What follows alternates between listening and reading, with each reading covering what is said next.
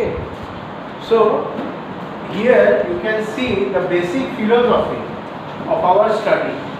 What is happening? So what we want is to probe the structure of proton, simplest hadron out there. Okay, how do we probe it? Now, as I have said, a proton has got a charge and it interacts by strong interaction, right? So what are the possible particles which we can use to interact with it? If we use a neutron which doesn't have a charge, so no electromagnetic interaction but strong interaction. Is it possible to probe the proton structure? Of course it is possible, but we have to know that we do not know the strong interaction quite well. We still do not know the entire nature of the nuclear force. So it is better to use as a probe an interacting particle, the nature of the interaction which we are very well adversed with. So in this way, in this case, we will use electromagnetic interaction, which we know very well. So what is the probe possible?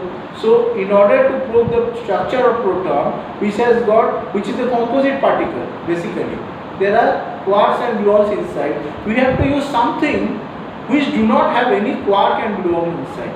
So one of the two possibilities is photon and another one is electron. We can use both of them, right? Now it is very much easily possible, it is quite easily available also, not very easily I will say, but it is technologically much better and it is very accessible also. There are very high energy accelerators out there which accelerate electrons quite readily compared to photon acceleration. And so we will be considering the structure of proton probing using electrons. Okay, now this has been done very few decades back, and so basically we will be using electrons to probe the structure of the proton. Now let us start with very low energy proton. So in this case, basically the virtual photon mediated between the, so we are talking about electromagnetic interaction, electron proton, right? How do they interact? Force carriers, virtual photon, right? Now, so I am talking in terms of wavelength of the virtual photon. So if the electron has got very low energy, then this means that the wavelength of the virtual photon is very much large than the radius of the proton. So in this case, you see, we will just have an elastic scattering. It will not see the entire structure at all. Nothing, elastic scattering. Now, if we slowly increase the energy, and here we have at high energies, where the wavelength of the virtual photon becomes equal to the radius of the proton. You see, in this case, the scattering process is no longer purely electrostatic in nature, and we have to consider the fact that the proton is not a point particle but an extended charge distribution.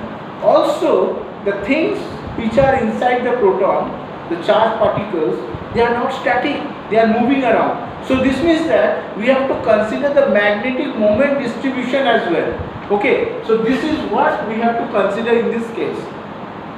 So you see, slowly life is becoming complicated as we are moving and moving towards deeper, probing the deep inside the proton. Next is what? Next is when the photon wavelength is lesser than the radius of proton. Then what? Then you see, till now we have been talking about elastic scattering. Now what? Now you see the elastic scattering cross section is slowly decreases, and in its place the inelastic scattering cross section becomes the dominant one. It largely increases. Now in talking about inelastic scattering, so what is this inelastic scattering happening between? So basically it is happening between the virtual photon, right, and the constituents inside the proton. So you see, basically we are sending something inside the proton to probe it.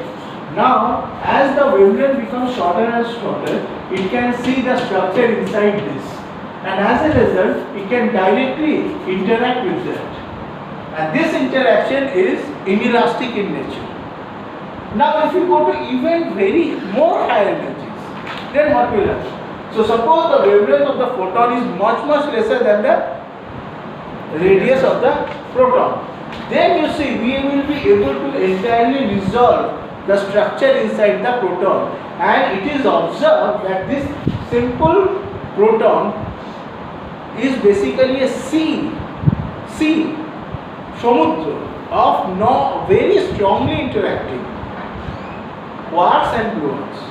And this is dynamic quark model. Why? I am saying strongly interacting. Okay, so this is dynamic in nature. If I say that there is no interaction between them, then this is static quark model, which we will talk about eventually. So this is the overall philosophy of our study. So now we will start with this case and slowly move towards this case. Any question?